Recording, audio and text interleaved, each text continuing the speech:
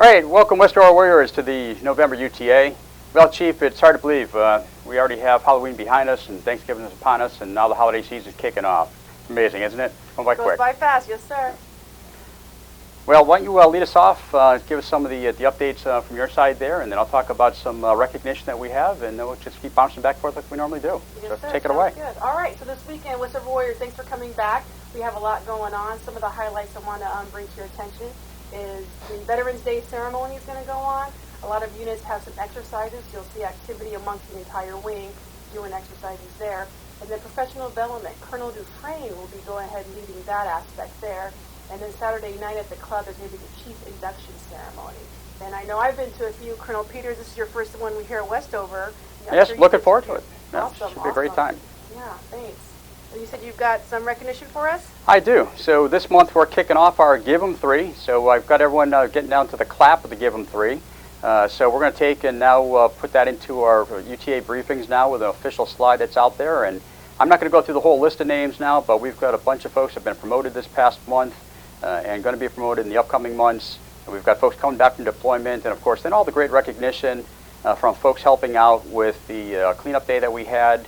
Of course, the ATSO barn stand-up, and just all the amazing work that people are doing. So those names will be out there, and you'll see those names here posted with the video later on.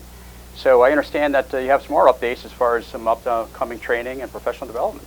Yes, undershirt course. That did happen the last UTA surfer. Thanks for supporting on that. Thank you, Great. undershirts who came out for that 3-day course.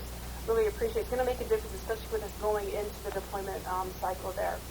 The Deserving Airmen Board is going to be coming up. We're going to plan for something next March, sir. Great. So those of you interested in a potential commission opportunity, get with your first sergeants. They did receive some information during that last month's event there. And then we also have the first sergeant application. We have some vacancies right now. And that application closeout is 4th November. So there's still a few days. I know I've chatted with a few leaders, sir, that showed interest in it, so we'll see what the turnout is. Awesome. Yes. That's great. Now, professional development, you've really been knocking out of the park, and I know people out in the wing that I talked to are really enjoying it also. Awesome job. Thank you. All right. Keep the ideas coming, everyone. Okay. So I'll just go through some quick updates. Of course, you've seen me walking around this funny new uniform since I arrived. And the good news is we now have OCPs available this UTA. So for the enlisted members, we're going to be issuing out one set. Of course, for the officers, we pay you too much anyway, so you get to buy your own. And for the enlisted flyers and officer flyers, of course, we'll issue those. The other good news is there's also, for the females now, a maternity option for the OCPs. So there's some guidance that's out there, and more to follow with that, but it's about time we finally have the new uniforms. You're all going to love them because they're definitely more comfortable, and they're a lot easier. Of course, in the summer, the two-piece option there, they ventilate very well. I also want to take and talk about the CBURN training. So there's a recent update to the guidance that starting 1 November, the CBURN training now is a 24-month requirement. So I've asked our emergency management folks to go back and count everything for the October class that we did. I'm going to sign that waiver.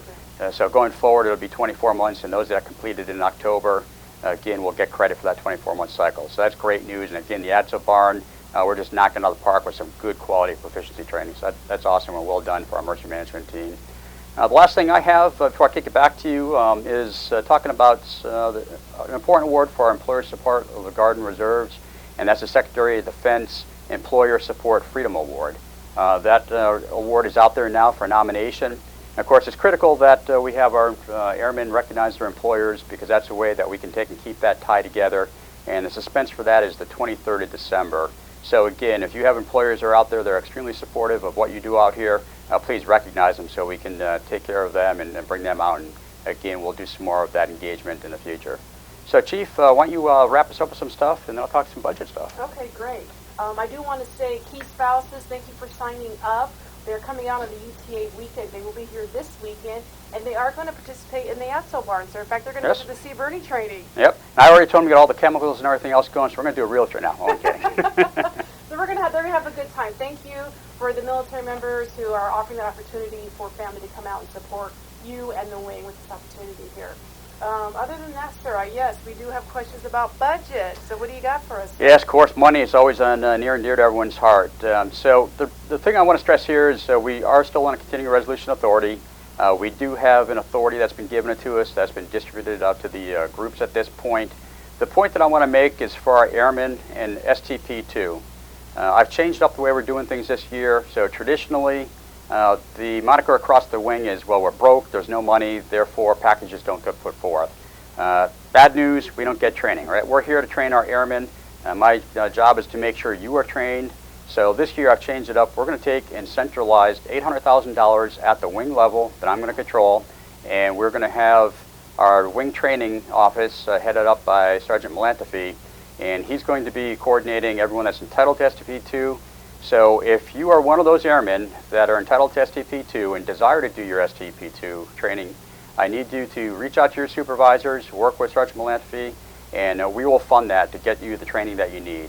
But it's important that we take care of our training and our young airmen to make sure you are trained to replace us as I have this gray hair and get ready to walk out the door before long, so you can come up and take over our positions in the future. So Chief, that's pretty much on the budget and what I have, so why don't you wrap us up for the month. All right, and thanks for making SDP a priority, so I really appreciate it. Okay, now that's a no-brainer. It's something we need to do. All right, well, have a great UTA. I look forward to seeing you throughout the base there.